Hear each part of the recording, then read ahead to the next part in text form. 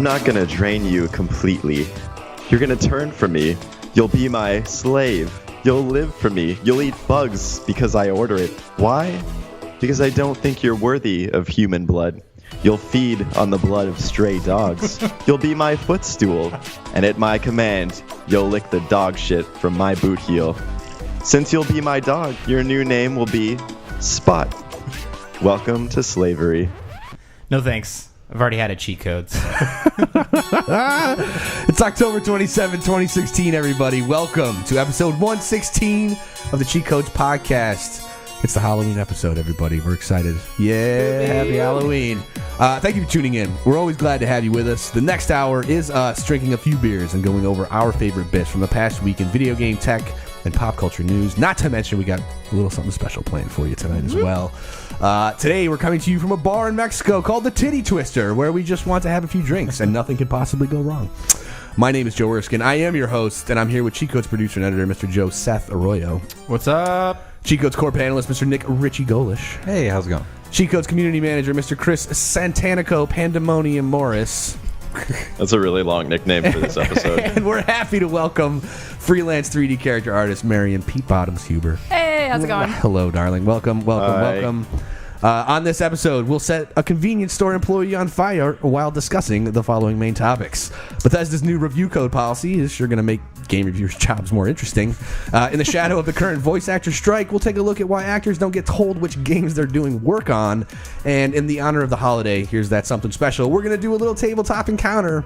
Dungeon mastered by none other than our guest Marian. Hey, or should I say fun. Pete Bottoms? It's Pete Bottoms? For the lightning round, for the lightning round, we'll shoot a vampire with our surprise penis gun while chatting about Uwe. I don't know. Uwe Boll, the man who set a very low bar for video game movies, is retiring. Everybody. Oh no. I know. And we'll do our best convoluted PSA to spread awareness about eye herpes. Jesus. Context in a little bit. Marian. It's good to see you. Yeah, it's good to see you guys. It's been too. a while. How it has are been you? a while. It's been a bit. Good. Yeah, been super busy working on portfolio stuff, working on my own kind of personal art. But yeah, so I've been free for the last month and a half or so since Harebrained Schemes let the whole Necropolis team go. So Tough. yeah, it happens. You know, Like living you said, the dream. That indie life, right? Yep, that yeah, indie fair life, enough. for sure. You got to do some work on the Shadowrun stuff as well, right? I did. I worked on Shadowrun Hong Kong.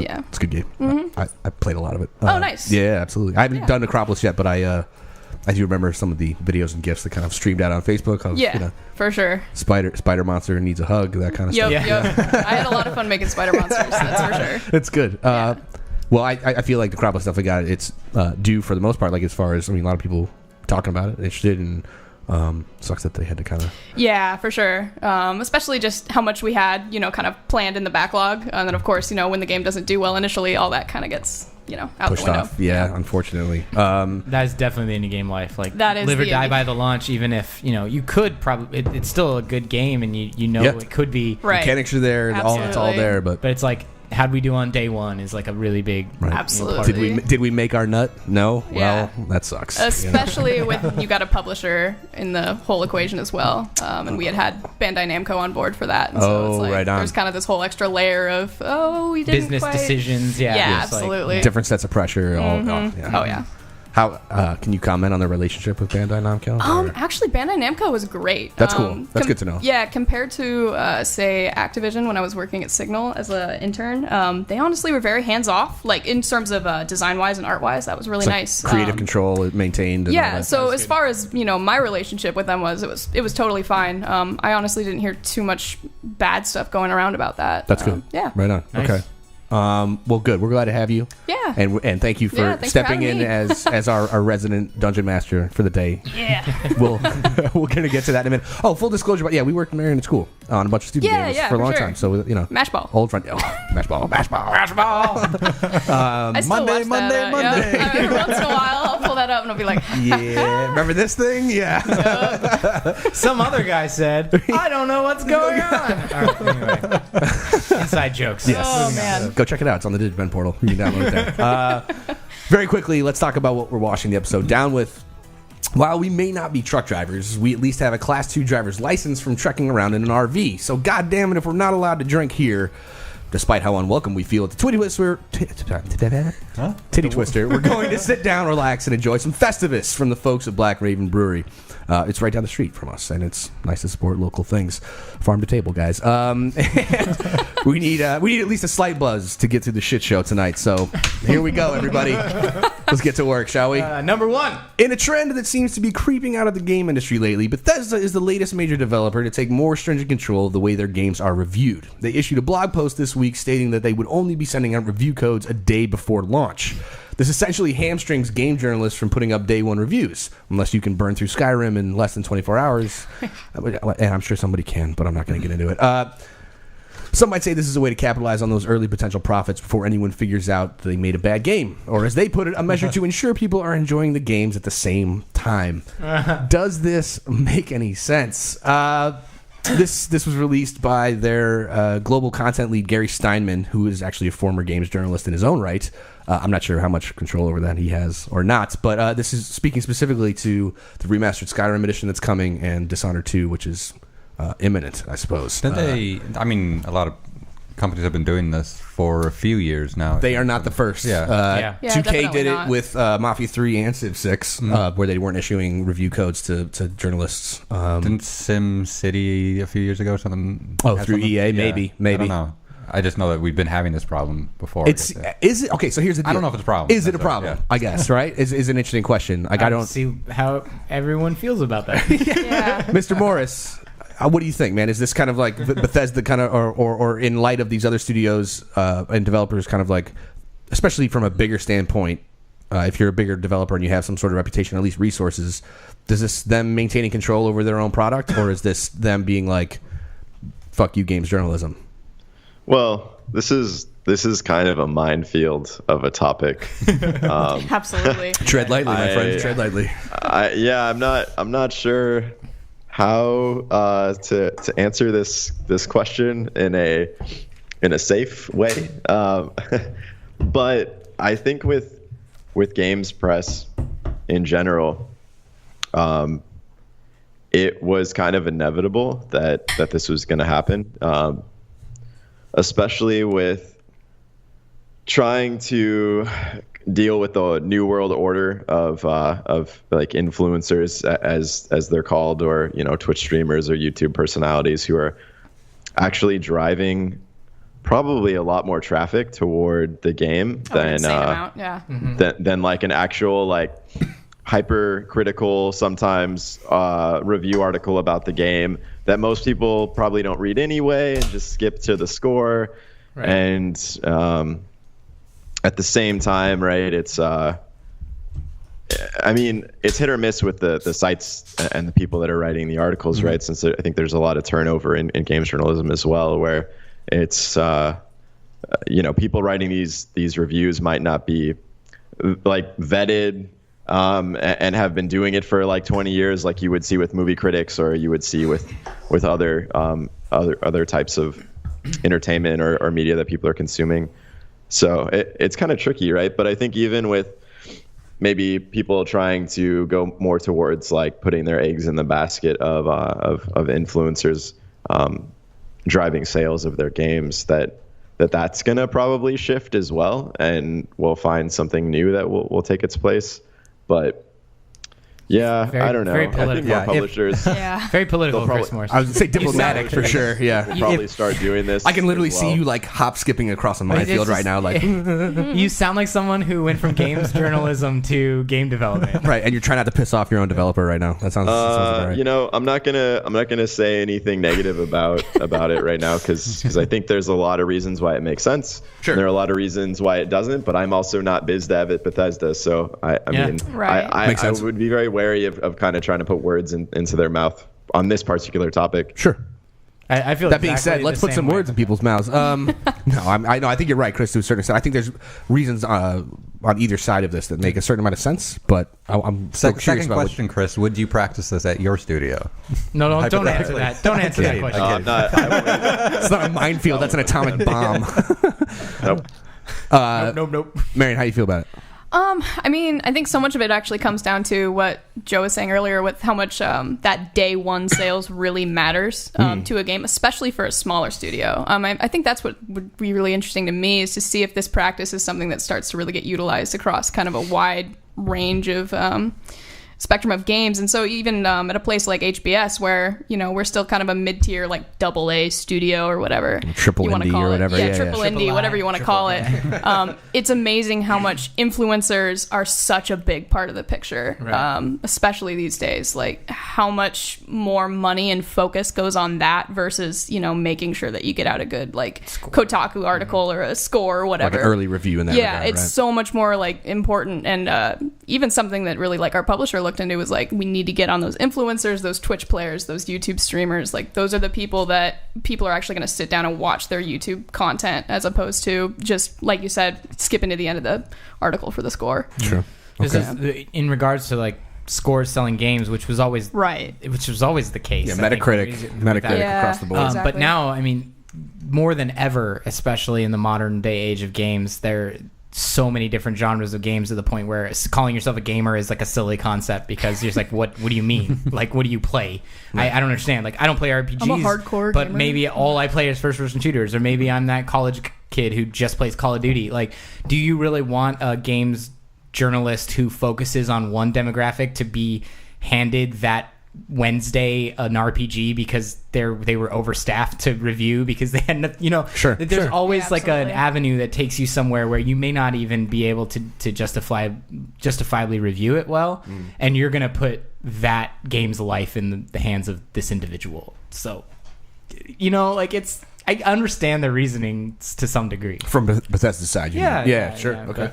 I can see it both sides. What I found interesting about this entire thing was that this article, the one that we're referencing for this topic, was written by Steven Totillo over Kotaku, which has been blacklisted by Bethesda for years now. Oh, really? Yeah. See, that's interesting. They still do their reporting as journalists should do, but you're certainly not going to get a statement direct from Bethesda in this case. You know what I mean? Was it full of a bunch of little like passive aggressive stabs, or no? Actually, honestly, I don't think so. This has been something that they've been dealing with for a while now, and I feel like they just kind of like have figured out how they deal with it, and it's just like here's the facts. You know what I mean? As we've found them anyway. So, this is an interesting thing. Like, do you maintain a certain amount of control? I think ultimately, or it's an attempt to, right? And even Kotaku comes across the board, says like, we actually prefer doing game reviews after the fact anyway, because it's out, people have already made their own opinions, and we can actually kind of be like a bit more objective, and maybe less influencing on people's like purchasing power, or the hype train. Sure, absolutely. I think that's absolutely valuable, and it's kind of cool that whether or not they're saying that and actually believe it or otherwise, like I still think that's the kind of the good idea to have, like, but that doesn't change the fact that reviews still affect people decision making when they're looking to shop for games, but at least giving them the same timeline, like letting the public and the reviewers both come up with their conjectures on the game at the same moment is actually really valuable. I think ideally, certainly, because you do let both communities kind of start to influence each other rather than, you know, the broken glass theory. Like, once you point something out to me that you didn't like about a game, it might be the only thing I see when I play it. Sure. Yeah. I was just thinking, is this how it was before, like back in the time of video game magazines, like you're reading back in my day, you're reading EGN or something. Like, at that point, did these news outlets, did they have like exclusive access to these titles before they came out also? I can't remember. I think it depended on the title. I think it depended on what kind of marketing was behind that title. Same and like situation then. No, reviews dropped. A lot reviews earlier. Were done beforehand because you'd get that issue of the magazine because they were printed so. It was like a monthly issue, so like it had to do it once.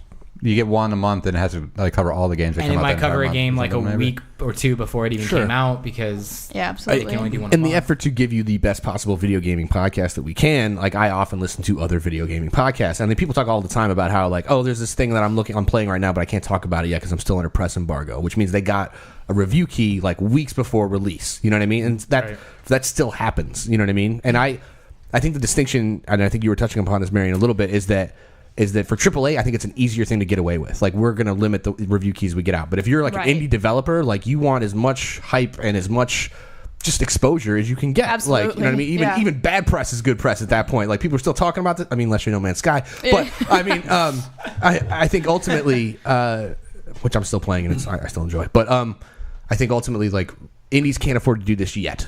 Is my kind of Right. like blanket statement on that. You know what I mean? Right. I think AAA people can do this all they want. Like, you know that if Fallout 4, or the next Fallout's going to come out, it's probably going to be buggy as shit because Fallout games are buggy as shit. Yeah. But still Bethesda, and you're still going to buy it, you're still going to play it. And that's so whether or not you get a review a week before the game comes out or the day of or Right. a week after, it doesn't matter. You know what I Right, mean? absolutely. Because the pedigree's there. It's coming from Bethesda, for Christ's sake. So speaking You know what specifically you're to them, getting. Yeah. exactly. Well, yeah, it works. I also I don't necessarily agree as a blanket statement that there's no bad press. Like all press is good press. Sure. Okay. I think indie games especially, and a lot of big budget games now, we are starting to see this shift where actually bad press can snowball into like a catastrophic failure for your title. Certainly can. That's Definitely. fair. That's fair. And this Yeah. is probably more prevalent now with the crowdsourcing of things like Steam reviews than it's ever been. Where if you have like maybe a rocky early access launch, and then there's press reporting on you having a rocky early access launch, and then you've got like your review score tanking,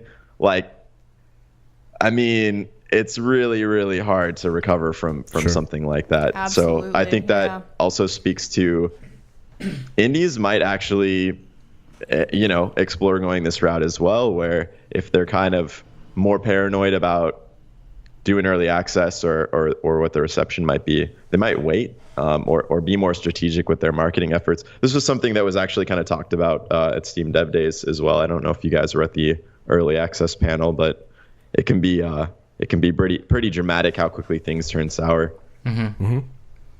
It makes a certain amount of sense. It's Chew on it's that. a weird, it's a weird evolution that we're going through right now. Things are changing so quickly, especially with like the whole YouTube and Twitch thing and influencing and how games journalism means a certain thing to some people, but maybe less to others. It's super nebulous. Like I don't know. Last word from Nick Golish. Go ahead, buddy. He didn't get a chance. Hey. You were saying something. Oh, I don't remember what I was going to say. Okay. Number 2. I gave you a chance. All right. Number 2. So it turns out voice actors are often left in the dark by game companies, especially larger ones, in regards to the games they might be lending their voices to. In the wake of the current actors strike, stories like these are popping up, and we're starting to see why these actors are striking in the first place. Manuel Mayberg's recent piece for Motherboard talks about this very issue. Actors see this sort of control as a way to leverage scope and possibly not compensate them appropriately. Studios say it's a way for them to have control over what the public knows about an unfinished title. Isn't that what an NDA is for?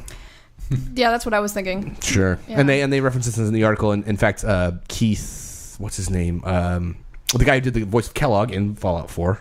We're on the Bethesda train at the moment. But was saying he's like, for people that use their voices as a living, like we know how to keep our mouths shut too. So he's kind of like wondering what the deal is. Like, why am I doing like months and months of voiceover work, not even knowing, having like almost no context about like the role that I'm playing or what universe this exists in. Like he didn't know he was working on Fallout 4 while he was doing the voice of Kellogg for almost the entire duration of his work there, which is a really weird thing. No, like that's Right. hard to like be an actor and you're on set. It's like, what movie are we making? Sorry, can't tell you.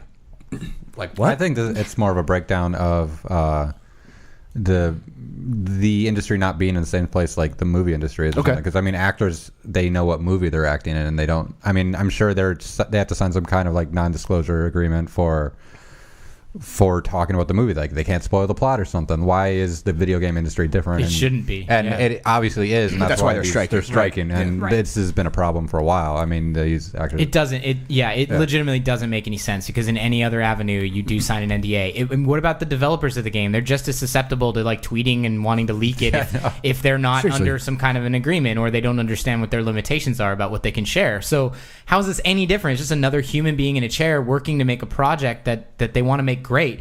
And a voice actor is going to make it better if they know what the fuck they're working on. I'm sorry, but No, Yeah, absolutely. I think from like first glance, that's absolutely the way I would feel about it too. Like I feel like this came up for Rockstar for GTA 5. The guy who did the voice of Nico Bellic was only paid like a certain amount of money, but like based on the revenue that game made, or not GTA 5, I'm sorry, 4 rather, for the New York version, Liberty Yeah. City, whatever.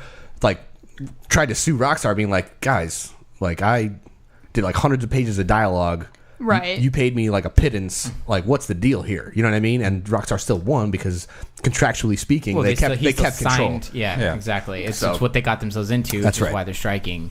But I don't know. Well, this needs to change in the industry. I mean, it's ridiculous how like the developers treat them, I guess. Like, especially when you read about the different actors that have come forward, like voice actors saying how much more difficult it is to do voice acting for a video game versus a film, where they might have to do hours of takes of just either screaming or, you know, like different hit reaction type noises and things, where it's like really taxing, and the fact physically that demanding. Right, Sure. right. And the fact that there isn't guidelines or I guess standards put in place by the video game voice acting industry like there is for film, they don't have they're not allowed breaks or something. There's all sorts of Union shit. weird things that don't happen in the games industry for those voice actors. I saw a tweet that got retweeted. I can't remember like who, but just for the sake of context, it was an article post that said voice actors are complaining, but they make $800 a day, and the response was from a voice actor who said, "Yeah, I worked one day that month, so go fuck yourself." Yeah, exactly. I got no health benefits and got no, like, are you kidding me? Still collecting unemployment checks. Fuck you. I don't make $800 a day, 7 days a week, you dickheads. Yeah, exactly right. Yeah, I want to say that like. Working at a game studio, you do want to keep control of what people know about your project, because you end up like sometimes things get out too early, sometimes things change via development, and there's no way to control kind of like the public perception of that, right? And as soon as you start bringing more people into that equation, the chance of spoilers or some sort of informational catastrophe grows, right? And so obviously maybe that's how like studios end up treating their voice actors. I don't know if it like, but to me at the same time, whether or not they're a studio resident or not, if you are adding some sort of creative input and are contributing somehow to this creative project, like not to sound like overly, can't we all just get along, you guys? You know what I mean? Like, what's the point? I'm like, just confused that there's already a standard set down. Why aren't we using that standard? Like, there's already another industry that does this. It's like, let's see how we can cut corners and not follow those rules until somebody like gets on a case about it. That's exactly what happened. To me, it boils down to money then at that point, right? Because it's like, how do we save money on this? Like, we're not going to tell them. Well, how many times have actors striked in the many, many years to get to the place that they're in now, which is, it's almost like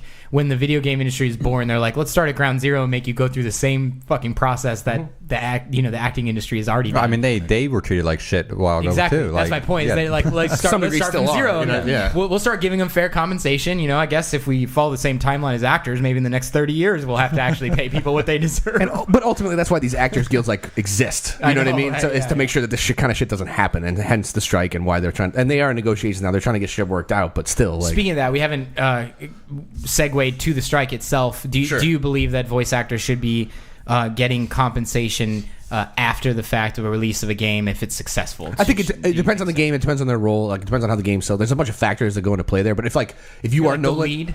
Well, okay, but let's say like if you're a guy like Nolan, Nolan or Baker or whatever, like you have a pedigree. You're well known. You're the Tom Hanks / Russell Crowe of video game voice actors or whatever the fuck it is. Like, you probably carry a certain amount of gravity. Like, you are a sought after commodity for that role, right?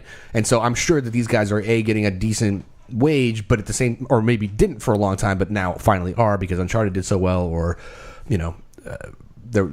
Baker was the one guy that could take over for Hamill to do the Joker, for Christ's sake, like, or whatever it was.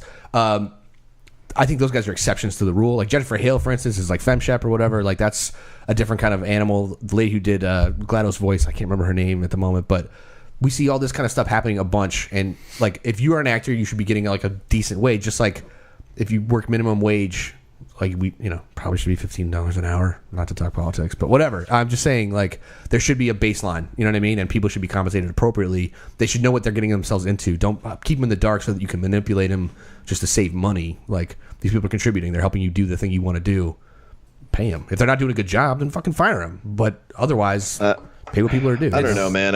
I kind of feel like you're treading into some dangerous territory here by wouldn't be the first time.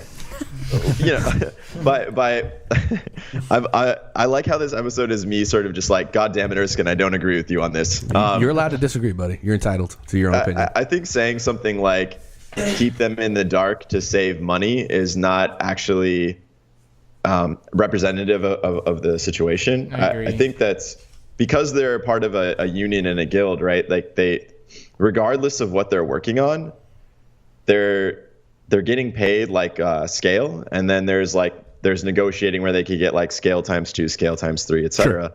And I mean, that does and can depend on the role. It can depend on like the actor or actress, and it can depend on sort of what the title is to provide additional negotiating power. That's kind of like up to them and their agent, right? But the system is sort of designed so that it's not a matter of like we have to struggle to find voice actors and actresses, and then we have to struggle to negotiate like fair wage and all this stuff. Like this is obviously happening because they want to get more like perks and more like better wages, right? Like better healthcare, stuff like that, which totally makes sense. But I don't think that it's just a matter of like, don't give them any information so they don't leak stuff about the game or use it to like extort more money out of the game studios. Like we're going to run into a situation where we can't even record VO for stuff because of the strike. Even though for us, like we might not even need a big name actor, but because it's part of like a union, then everyone kind of has to deal with like going on strike and not working, right? And when your game uses union work, you can't actually like then go use non-union work to fill out the rest, because then you have to like replace all of the non-union VO that you've used up until that point. So it's all like a really tricky scenario. That's why everyone's like losing their shit over it. I agree with you in the sense that these are two different topics that we are discussing that somehow got completely intertwined. Mm-hmm. I think that they're related, but I don't think that they are the same. And so, yeah, it's hard to reconcile the two. For I don't sure. say you're making more money because you don't tell them about the game. I don't think that's the case. So I think that's. But even reading the article though, like that's what Keith, like the guy who did the Kelly was like alluding to. He's like, I know, but I don't agree with that either. That's fair. I'm just saying, like for context, like that's what it was coming across in the article. You know what I mean? So it's the whole thing's tricky, but that's super tricky. That's why. So, Chris, you're sitting around hoping that the strike comes to a fair conclusion, right? That's the idea. Sooner than later. We want everybody definitely to win. Yeah. Everybody's a winner. Everybody hopefully wins. Well, voice actors are professionals too, right? So like they're not going to just run out and break NDAs because they want to continue to work again. Exactly. That's absolutely right. Yeah. And that's kind of Keith's point in the thing. He's like, you don't have to like not tell me anything. You can tell me. I'm not going to say anything. I signed the NDA. Like, what's up? You know what I mean? If I did, I would never work again in this right. industry. Like I'm not going to sink my own ship. You think like, anyone's going to hire you if you leaked something? No. Absolutely not. People forget that part. That's true. It's like I'm legally bound to keep my mouth shut. Like, right. Like, have you ever had a career? Yeah. It's like, well, you probably don't want to lose it right away. Even even just being like a man or woman or your word, like just be like, I promise to do it this way. That's how I'm going to do it. So legally or otherwise, I don't know. Just be relatively honorable. Is it fun time? I think it might be fun time. Number 3? I like fun. It's not really a topic. It's not 3. We're going to in honor of the holiday season, it being Halloween and everything else, we're going to have ourselves a little tabletop RPG sesh. I think is probably like we're calling it D&D, but it's loosely based. Yeah. It's not really that. Role Not at all. playing Yeah. I don't have a game of character sheet. I have a sorts. card in front of me with what I'm dressing up for as Halloween this year, and that's true to the Couple case. of D20s, all Right, I got a jar full of dice, and we're all our characters for this little session are going to be the things that we're dressing up for Halloween, right? Yeah. Okay. Should we unveil them now, or should we unveil them as the scenario unfolds? We're going to unveil them as we go now, okay. right? Okay. Let's unveil them now, so you guys all. All right. Yeah. Might as well. Hey, you're leading this. Let's do it now. So everybody kind of has an idea of what each other's all right. Skills might might The be. character that we're playing. All right, Arroyo, who are you? Well, I'm not dressing up as this for Halloween, but for the sake of this role-playing game, I'm going to go as Ron Burgundy because scotch. Down. I love scotch. Hey, how's it going? Mr. Golish. I'm going as Goliath the Gargoyle from the animated 90s show. Nice. Not necessarily Nice. for real. There's a bunch of nostalgia happening to Right. everybody that's listening right now. Like, oh, yeah, I remember that. Yeah. But I've been recently watching that. Remember and, Star Wars? Remember. All right, anyway. And I'm going as Lord Business, which is actually happening because my son is dressing up as Emmett from the Lego movie, so I have to be Lord Business. My wife is dressing up as Wild Style. Oh, that'll be great. I thought you need to be the man upstairs. It's technically the same thing. I'm just wearing a suit and a red tie. Yep. So good enough. And are you going to have the really long legs? Oh, like the black boots with like the lighting sequence and then the flames coming out of the coffee cups on my head. No, I'm not having that at all. There's definitely a Will Ferrell trend going on. Though. Yeah, it's right. Like that's true. that. I didn't even consider that, but there you go. Mr. Morris, Yes. I know you don't have your card in front of you, but I will read it for you. We tease Chris a lot because he buys a bunch of games and never plays them, so they stay like wrapped in plastic on his shelf a lot. So he is currently, or for this Halloween anyway, and for the purposes of this tabletop session, will be dressing up as an unopened and unplayed, shrink-wrapped copy of Dragon Quest Builders for an unknown platform. Don't worry about it. It's not the PS4 copy. It's not the. It's Is there a graphical difference between the costumes? Oh, that was a terrible joke. Coming from an artist, I appreciate it though. That's good. All right, fair enough. All right, so all right, let's kick this. All right, well, it is Halloween night, or at least that's what you remember it being. Last thing you remember is having a great Halloween party at Joe's place. Lots of booze, but you don't really remember drinking that much. Well, not enough to make up feeling this bad. Okay. So let's take a roll to see who wakes up first. Right. I think I have a negative 20 roll to mine because I'm stoned during the day.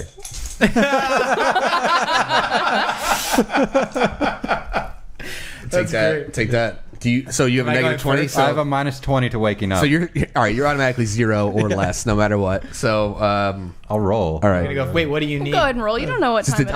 Are we just leaving this to 20s across the board? Yeah, just 20s across the board. All right. Okay. 18. That's pretty good. You're negative 2. That's not too bad. 1. And 7. That's Chris. Right, I'm rolling for Chris. Good to know. I was gonna roll for you. You got a D20 over there? Yeah, I got a 13. I'm being honest. We're going on the honor system here, right? All right. I can trust that. All right. So let's see. It looks like Nick, you are waking up first as Goliath. Oh, that's awkward. Hey, we could be in. Maybe the blinds are closed. Yeah.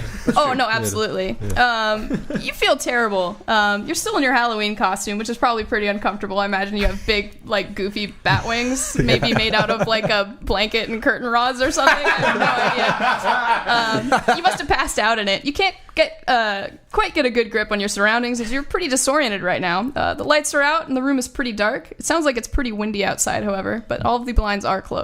What are you doing? What do I do? Am I alone in this house, or are all these people? So with why don't me? you could go ahead and roll to like try Ask and questions? see what's around your surroundings. I Roll tend to perception survey in my D&D terms. surroundings. There you go. Sounds good. 2. Ooh, man, you are not feeling so hot. Bunch right of now. eye boogers, bro. You're rubbing out the eye boogers. Yeah. Yeah, it was a bad sucks. night. So you actually trip over Lord Business as you're standing up off the couch. Dude, fuck you. Hey. Leave me Face alone. plant right on the floor. Okay. All right, so the two of you guys are awake now. All right. What are you guys gonna do? Well, I'm going to survey my surroundings. All right, go as for I it. groggily get up, I guess. That's a hard natural 9. All right. So you're having a hard time staying on your feet. You're a little wobbly right now. Okay. Wobbly, it's my new word. It's not wobbly, it's wobbly. That's how unstable it is. It's wobbly. It's Okay. wobbly. Yeah.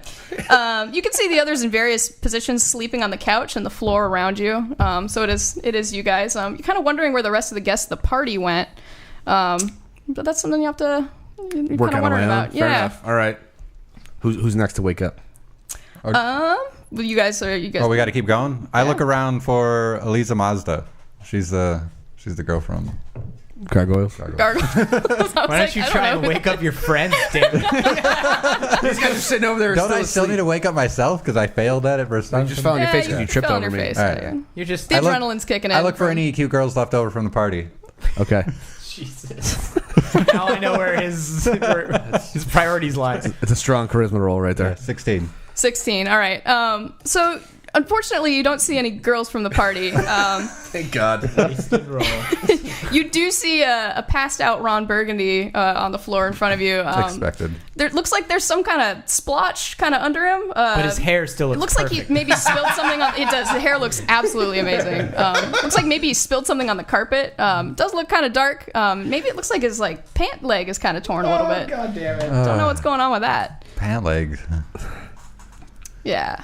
So I got to choose what to do. Yeah, what are you doing? What are you doing, I'm buddy? going to Sniff it. slightly tap him with my foot Yeah. to see if he's awake or alive. if he responds. 9. He is awake. You wake up and you are alive. Hi. You're really itchy. Oh. Just really itchy. It's that polyester suit. What do I do, guys? I don't know. Wake up, You gotta- Chris. You gotta look around and see what's up. Or you ask me what's up. I don't know. No, I want. Shit. Yeah, I want to ask. I want to ask one of them to look under my shirt and/or ripped pant legs to see what if they find anything like welts or something. I don't know. Okay. 11. All right. Who's gonna do it? I mean, I'll check. What am I checking? You're looking at his leg. He already Your rolled. leg? Yeah. Are you wearing those pleat pants that cause the? They're torn, so you don't have to take them off. I don't Yeah. think. No, it's just down by the ankle. There's a little tear in the Alright. pants. Yeah. Let's check out what's up with his leg, with Ron Burgundy's leg. okay. 11. Yeah. So it looks like he's got some kind of wound on his foot. It's bleeding a little bit. That's what the splotch is on the floor. Thought it was like pee. It is blood. Yeah. No. Yeah. It's not excrement. That's good. Yeah. That's a good sign. Good sign. I feel better about this already. Of course, Chris is still passed out in his unopened box of Dragon Builders. Dragon Or Quest. Dragon Quest Builders, yeah. Builder, whatever it's called. Well, he put the shrink wrap over his head, Yeah, so but he wasn't it- able to breathe for Probably that. suffocating, yeah. Yeah, but it's the wound's looking kind of bad. You're a little concerned about it. You think you might need to go in and get some stitches or something. Oh, okay. Can I jump in here real quick? Oh, absolutely. I'm going to grab an unfinished bottle of at least 80 proof alcohol. All right. And pour it on the wound to disinfect. Ooh, all right. Yeah, you're gonna need to roll a fortitude check for me to see if you can withstand how much that's gonna hurt. Okay. I don't agree to this. Yeah, I didn't ask for your permission. I'm just doing it. 1. Oh God, That hurts like a bitch. It's like 151 or That something. doesn't Right. change whether or not it happens, does it? No, it still happens. He still pours it on you. Pouring it on you is not the hard Right. part. That's gonna hurt like a bitch, I would imagine. You crit Sorry, failed, buddy. so But you disinfected. No? gosh, yeah, you were disinfected, but man, you bolt up immediately. You're screaming. You're holding your leg, like You're Ron Burgundy. There's more alcohol in your system at this God. point. It's in Right. your bloodstream. You're kind of thanking Right. me at this point. Milk was a bad choice. you probably hit Joe, like Oh, definitely. Yeah. Definitely. Do I roll for that? yeah, go for it. 12 right in the face. It feels like more of a torso blow, but okay. All right. It was a surprisingly good Centered, hit, okay. centered hit for Sure. for someone who just, of course, you were just woken up. I'll stagger back and appreciate the fact that I Okay, did go just ahead. pour alcohol on his ankle. Yeah. And, At this Thanks. point, Chris wakes up at the screaming. sure. Nice. See? Oh God, dear God! What Maybe the a little fuck bit is of going on? alcohol splashed on you too. You know. I'm Robert Kennedy. All right.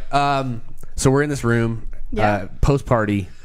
No guests around. No guests around. The blinds are drawn because Blinds are drawn. he's in gargoyle form. Can we look outside, guys? Yeah. Can I peek outside to see kind of like? Absolutely. All right. Do I need to roll? No, you're just peeking Okay. outside. Sweet. All right, so you open the blinds, and it is a beautiful, clear night outside. You're not quite sure what time in the morning it is, but as soon as you open those blinds, buddy over here gets a glimpse of the moon, Oh, shit. and his eyes start kind of bugging out a little bit. Oh, boy. no. So the bite is clearly. This is exactly like a Gargoyles episode. It's we got a case of lycanthropy here. Methinks. I'm pretty sure Lord Business doesn't talk that way, but that's fine. Thanks. So your eyes are bugging out. I am going to grab a can of Coors Light because it's the silver bullet It is the silver bullet. and that's left over. Taste as cool as Right, the and rock. I'm just gonna be like, I'm just gonna hold on to it for a minute because I kind of want to All see what right. happens. But I am preparing to defend myself All right. against the werewolf. What are you doing? You're starting to feel a little itchy again on your face. Itchy and it's everything. really black and thick hair that's starting to kind of grow out of your face. Your eyes are bugging out. It's getting kind of weird. That seems normal. I'm terribly concerned about everyone else's well-being, which is All not right. something Ron Burgundy would do. But I am just wearing a Ron Burgundy costume, so Right. I'm gonna say, go fuck yourself, San Diego, and I'm gonna try and put myself into the closet and lock it. All right. So Okay. as you're heading down the hallway, though, you encounter one of your pugs. What's one of your pugs' names? Monk. Monk. Okay. So you come around the corner, and Monk starts growling at you. Oh, It's shit. like he doesn't recognize Oh you. shit! Please don't do this to me. But something looks like it might be there might be something on Monk's face. You want to roll perception to see what's on Monk's face? Something. What? Wrinkles? Well, I mean, a lack of definite features. Like, yeah. I don't want to do this. Here we go. You got it. 10. All right. Well, your sense of smell seems to be pretty strong right now. Looks like there's some blood around his muzzle. Maybe he's kind of foaming up at the mouth God. a little bit. My God. he's responsible. Yeah, you're starting to think, maybe that wound on your ankle is kind of looking like a pug bite. I'm gonna hand some more Coors Lights out to my buddies here. Chris, here's a Coors Light. I don't know how you're gonna handle it with your Dragon Quest Builders hands, but gargoyles can hold stuff, so Gargoyles that's drink. cool. So Yeah. everybody's. Where's my Coors Light? Did you give me one? No, if I give it to you, it will literally like burn you or You're something. walking- Like you can't. I'm sorry. But it's not cold yet. Right. The Blue Mountains haven't told me it's ready. I am distributing Coors Lights in the background. All right. As a preemptive measure. All right. Okay. What the hell do I do? You're gonna investigate your dog. Yeah, you got to take care of your dog, dude. Well, I'm not trying to leave you out there, but you got bit. Oh, the dog doesn't And the want you dog coming near him. clearly- yeah, I already bit know you. he's foaming, and I mean, I can hand you a Coors Light, but I'm worried about what that might do to you. I run behind Joe because I don't want to deal with this. Okay. All right. I'm going to go ahead and say at this point, you transform and you have become Son of a bitch. a werepug. Oh my God. no. I'm Ron Puggandy. Stay away from the fish butt, All you of your guys. actions now are consumed with the lust of turning your friends into werepugs as well. I can do Maybe this. eating their flesh. I don't know. Chris, I Yes. need you to do a perception check and check out what the exit situation is all I'm about. ready for this. This is good. All right. Here we go. Oh my God, I'm so scared. Well, you do. Oh dear God, my D20 rolled a 2. You're still having a hard time figuring out what's going on, I'm hungover as fuck right now. Yeah. You probably had a hard time getting off the ground dressed as an unopened game box. You're probably kind of with a lot of My flailing. fingers are all Waddling mashed Yeah. up and dented. Woobling, It's pointless actually. now. Might as well take off the shrink wrap. Right. All right, good. Werepug, what are you doing right now? Well, I'm gonna immediately leap and lunge at Chris Morris because of how weak and And he hates pugs. too. Well, that's how it works, man. It's All the right. herd. Like you always go for the weak and sick in the Yep. herd first. All right, go for it. Roll to hit. 19. 19. All right. Oh my God. Morris. So I like to imagine that this werepug probably still has like a Ron Burgundy wig kind of askew Oh, on his yeah, head and like right. half of a Ron Burgundy jacket on. Mustache, the whole deal. Lunges across the room, lands right on the unopened box, and starts just tearing open that plastic wrap, trying to get at Chris. It's not in mint condition. It was Not a anymore. 19 though, so I'm gonna give him the benefit of he's probably gonna get a good pug mouthful of probably your hand or something. So you get bit. Oh my God. What- Damn right I do. Dude, we gotta get the fuck out That's of here. Chris's nightmare. Now he is a dog. Oh no. He hates dogs already. I don't want to become a werepug. Okay. No. I have an Just kill idea. me now. Yeah. I'd have an idea. As let's Lord leave. Business, yeah, well that. As Lord Business, I am going to call in the Craggle arm to super glue them in place. It's Taco Tuesday. It's Taco It is Tuesday, Taco Tuesday. and hopefully, not kill them, but get them in a point where immobilize them. immobilize them. Alright. All right, Yeah. it's a humane way to deal with Cover werepugs. them in glue. is your Right, exactly. Is my solution. So as you see Joe kind of dive for Chris, he's still tearing open the box. You see your phone on the end table. Go ahead and roll to dive for it or grab it and make that call. All right, 7. A 7. All right. Not the best. You probably dive, kind of bonk your head on the end table a little bit. Goddamn, you eventually- flame breathing coffee cups. Yeah, you get it in your hand, but you were having a hard time finding the right All right. numbers to make that call. Okay. Nick, what are you doing? Good sound effects. Good were-pug sound effects. You just busted your head open on the table? I guess so. God, this sucks. I mean, my Lord Business helmet may have You deflected are some of the equipped blow, with but a Coors Light. I have a Coors Light still? Yeah. All right. Silver bullet. I'm definitely going to keep that for myself. Oh my god. I'm not gonna. It's alcohol abuse, wasting beer, guys. I'm just saying. Yeah, you don't want to get rid of that. Yeah. I don't know. You might need it. Is he in a different room attacking Chris, or No, I think you guys are all in we're all in the the same, same room? Okay. Yeah. I just imagined him down the hallway for some reason. I don't know. Okay. I attempt to Drink half and then throw the rest at him. I mean, hair of the dog, right, guys? Yeah. I mean, hair of the dog. Yeah. I attempt to exorcise the pug demon from Joe, from Joe Royal, yeah. Joe Royal with my Coors Light. So are you like taking the Coors can and like pressing it to his forehead, or are you? I think he's like shaking at him like it's holy like water. He Yeah, popped the holy top water. And he's Yeah, just, I'm okay, drinking okay. holy water. Shotgunning Yeah. the Coors all over. I stick a key in the bottom and open the top. Don't make it too complicated because the dexterity check's All right. going to be Yeah. rougher Yeah, that just way. go ahead and roll for it. Yeah.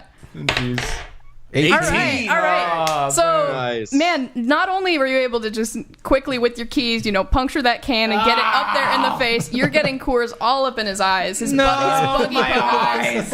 Yeah, so Ron Puggandy's eyes. Ron Puggandy's. Ron Puggandy. That's pretty good. You're pretty blinded. You're pretty woobly. How about that? Woobly.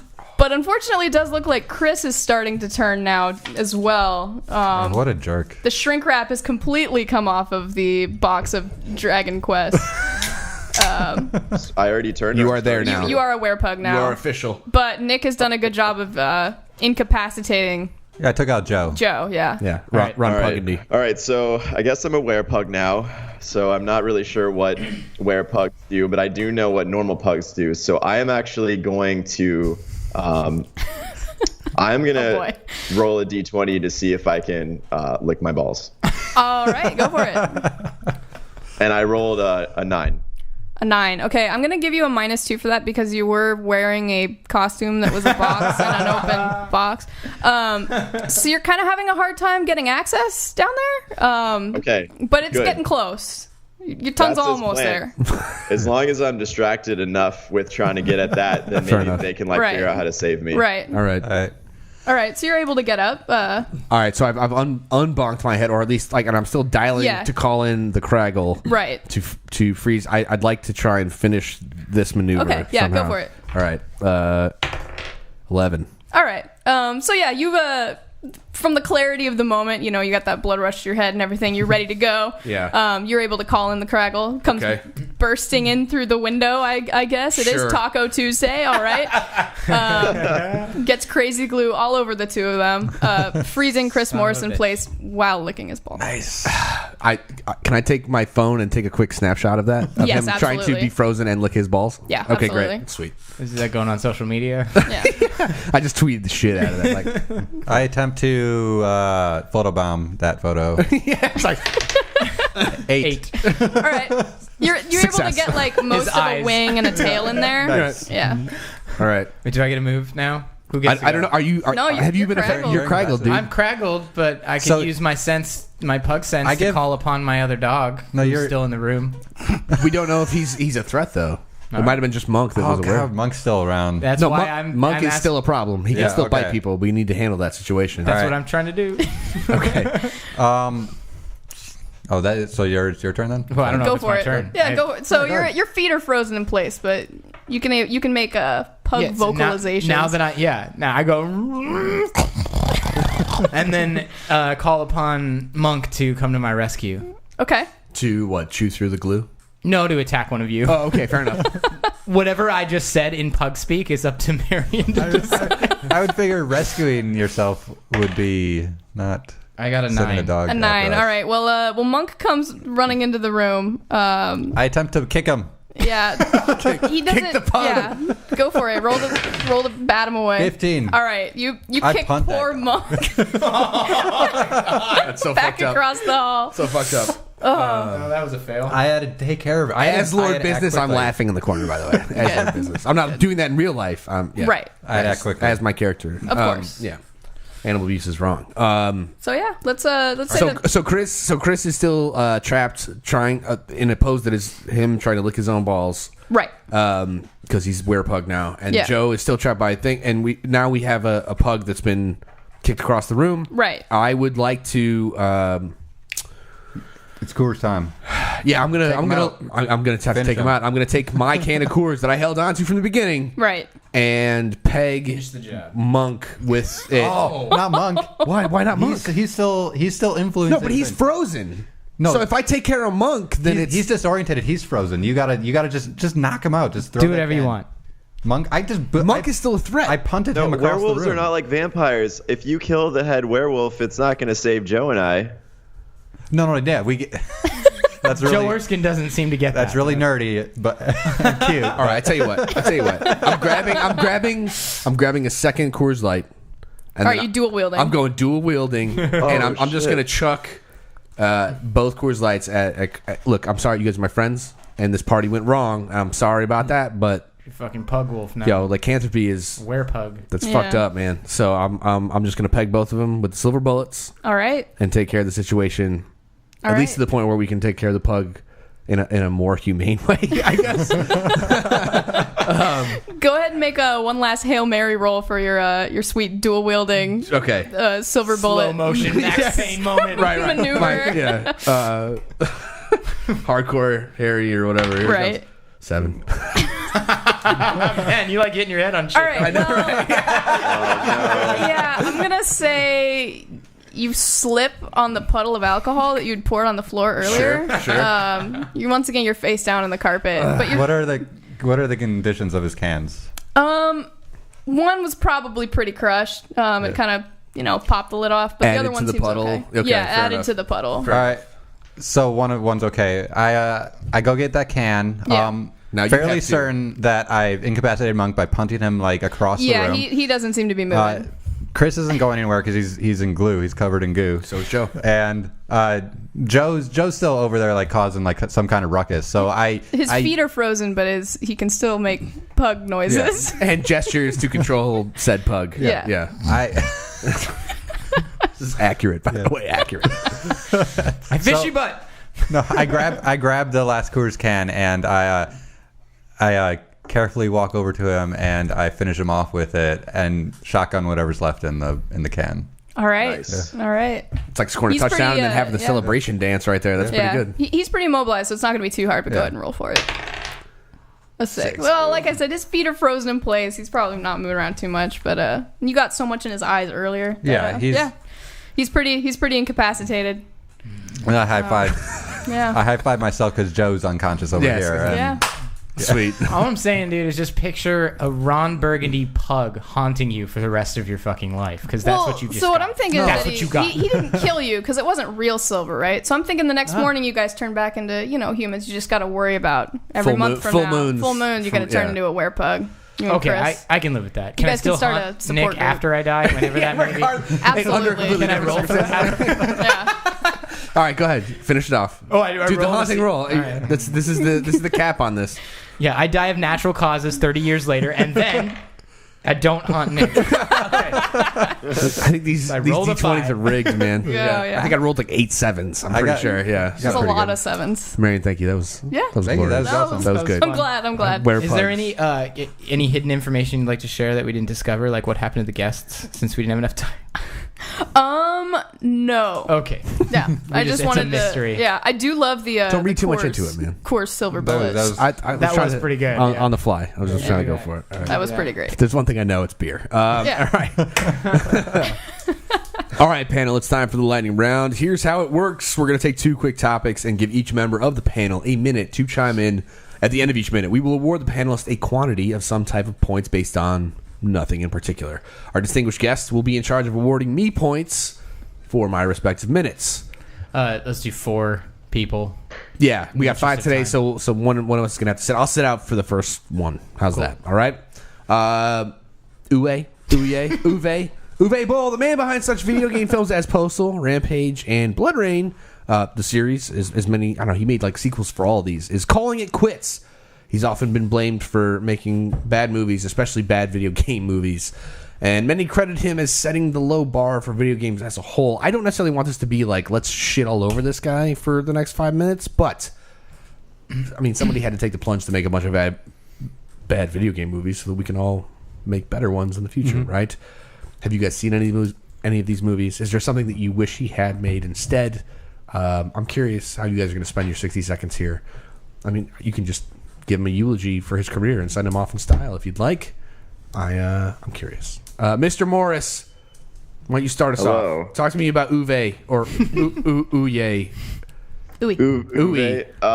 Ready to go. So I'm actually I'm deeply saddened by this news. I've watched almost all of his movies. I haven't been sober every time that I've watched his movies, but I've definitely watched them. And I have thoroughly enjoyed them every time, regardless of my sobriety level. So he will be missed. There are plenty of video games that will never get movies because he's retiring, and I think that's a huge shame. Because there are many video games that don't deserve movies, but should still get them anyway, so that I can watch them and be drunk while I do it. I hope he reconsiders. That's it. I really hope that, or that, it's like a Hydra. You cut off one head and like 3 more will pop up and take his place. That'd actually be even better. I will award you Blu-ray copies, HD 4K copies of all of Uwe Boll's movies that you'll never watch. They're going to sit on your shelf next to the games that you don't watch. They're all shrink wrapped. They're all shrink wrapped. Yeah, because I'll stream them on Netflix instead, so I don't have to open them. Okay, fine. Exactly. Arroyo, You're so old school. you got 60 seconds. Okay. I feel like this is okay. It's sad that any director quits. All right. Anyone who's contributing to community, someone's lifelong career or their whatever. I mean, it's not a good thing that someone quits something, but whatever. I think this is more interesting to wonder why is it that directors always like put themselves into this weird pedigree in the industry where they only do one thing or no one else is stepping up to the plate to do the same thing. It tends to happen a lot in Hollywood, and I wish it would happen less. I wish there were like 5 directors we could name that are making video game movies right now. So hopefully more than one will step up to replace him. And in the meantime, I suggest that we all pack a U-bowl and have a marathon. Smoke the shit out of it. All right. Good. I'm going to award you your own strain of weed named after Uwe Boll. All right. Marian. All right. 60 seconds. Talk to me about Uwe. Uwe. Well, let's be honest. His movies they're so bad. I mean, and no, don't get me wrong. I love bad movies, but a lot of his movies, they're not even like funny bad. They're just bad. I think the last one that I was actually able to sit all the way through at a party, nonetheless, was the Dungeon Siege movie. Like, In the Name of the King. In the Name of the... Oh my gosh, it is unfathomably terrible. But yeah, like you said, it's always sad to see someone call kind of a lifelong pursuit quits. And I'm sure that he'll find something else to do. But I think my favorite Uwe Boll thing is when he was doing that, he was like challenging his critics to fight him in like a boxing match, the Raging Bull. That's literally what it was. So I'll miss him for things like that, but I don't think that he will be the artistic pursuits will be missing him much. I want to award you the 3D character artist position on the animated feature Raging Bull. Raging Bull, all right. All right. Well done. It's a good 60 seconds. Nick, finish us off for the first one. I don't really have much to say about it. Did you want to take the last minute? I mean, I guess I could, but... If you had something... All right, yeah, I got it. Yeah. Ready to go? So here's the deal. Genius is often misunderstood in its own time, okay? And I'm not saying that Uwe was a genius. I'm just saying that ultimately this guy chased a passion, and we all need to kind of take a second to reflect on that and understand that, yes, it's okay to have haters, and yes, in a creative profession that will often happen. But ultimately, what it comes down to is this guy made like 40 fucking movies. How many of you guys fucking made? 0. All right? I'm just saying. True. All right? This guy went out of his way to kind of like, reappropriate video game titles, even lesser known ones, to varying degrees of success. And from a critical standpoint, often met with a lot of adversity. I appreciate anybody that can stand up to that plate and swing that bat 30 to 40 different times and just keep plugging. Okay, so good or bad, look, if we're gonna blame one guy for bad video game movies, it's probably him, but At least we got somebody to blame. So thank you, Uwe. All right. Cheers, Raging Bowl. All right. Mary, I need you get to award me points, Oh, yeah. Oh, I get to award you points? or Anything. something. Oh, you should get the Blu-ray copy of In the Name of the King. Because Fair enough. All right, because I need. Because he still watches Statham. I DVD. love Yeah, Jason that's Statham. He's so the works are so bad. it's good. Throw in like a Picasso painting or someone else who was underappreciated. Actually, he was appreciated in his time. Never mind. Pretty sure they're not selling Uwe Boll movies for $60 million at the fucking but Sotheby's. they might after the One day, singularity right, and the robots after he are cuts like, off his "This ear was and cool retires back to when Spain, it'll humans-" be great. Yeah. Right. Anyway, all right. Hey, All right, then I'm going to start the next one then. How about that? All right? We're going to bookend this, or reverse bookend it appropriately. Second topic of the lightning rounds. An article from the Daily Dot made the rounds this week warning about the spreading of eye herpes, specifically from using dirty VR masks at game conventions and store demos. While sources report this is indeed a problem, it's also not as widely rampant as initially suspected, so let's not all panic. It might turn you into a werepug, but we'll get to that later. People wanted VR to catch on, but maybe this is not the way to do it. How do we combat the oncoming plague? What's the countdown to pink eye, the VR experience? Or has something like this happened to you? We've all been to conventions and worked them and or attended them. I'm curious. You don't have to speak to this point if you caught fucking eye herpes at a convention. I literally don't want to know about it. But First minute to you. okay, first minute to me says this.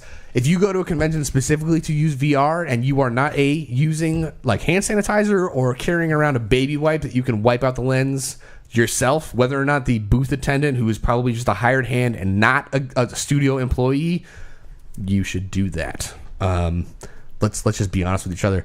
Nobody wants eye herpes. The idea of blisters on the eye that are Ow. oozing and whatnot. It's not a good plan. It's not becoming to anyone, and nobody wants that shit. So let's all band together.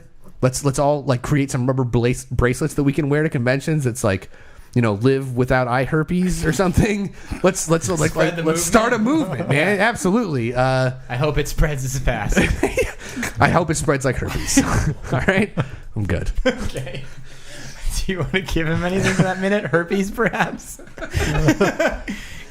give him all the eye herpes. Marian, it's up to you. It's me again. Yeah, you are. Oh, you man. Are the guest. Well, nobody deserves herpes. No, you're right. Except Joe.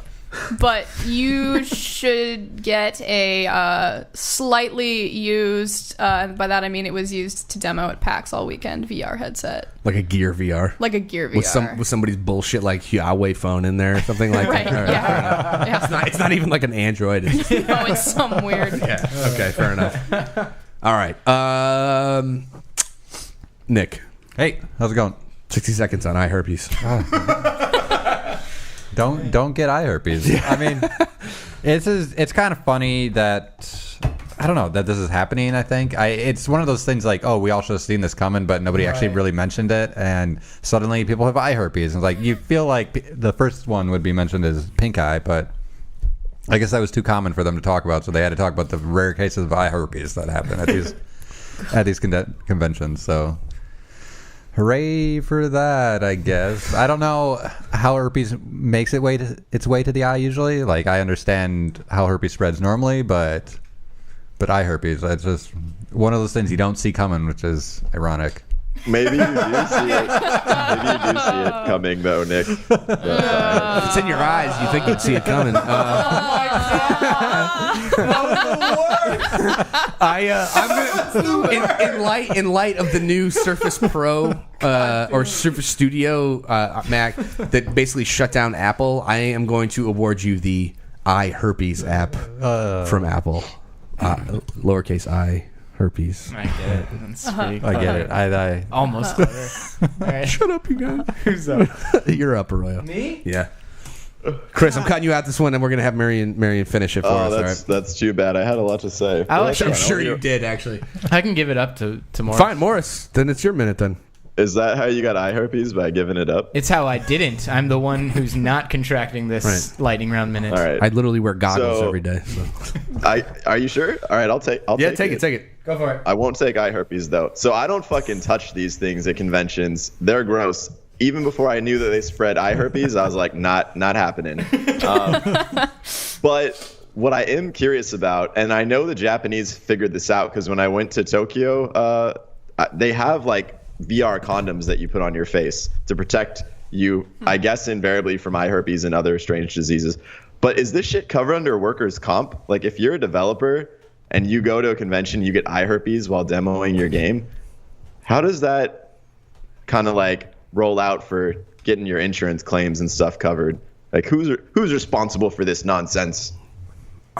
This is an open question, by the way. I want someone to answer it. There are no questions in Lightning Round. Yeah, exactly. I will award you, sir, one unused eye condom from Japan that you probably got from a vending machine. It's fine. But we poked a bunch of holes in it.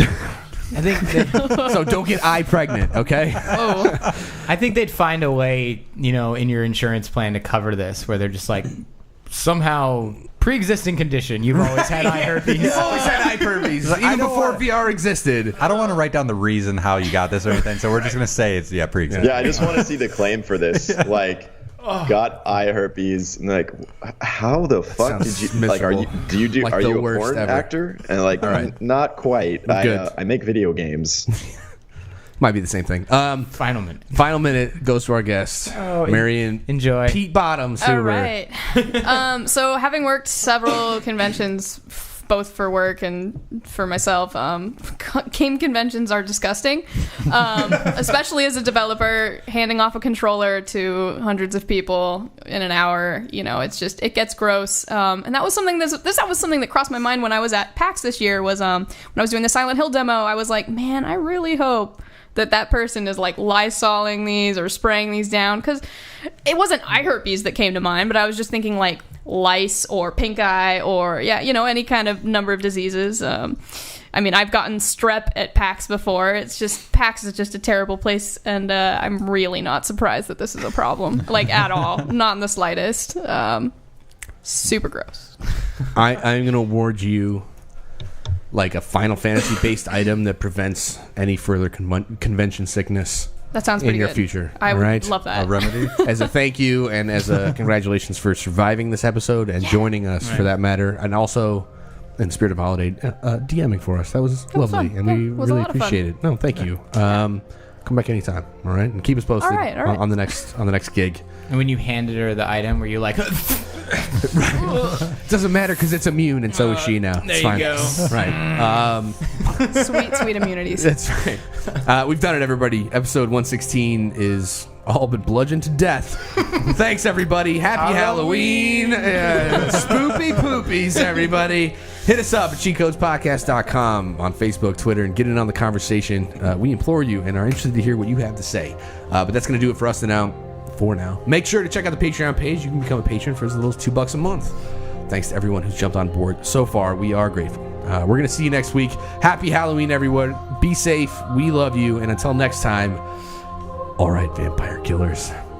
Let's kill some fucking vampires. Let's kill some fucking vampires. We'll see you next week.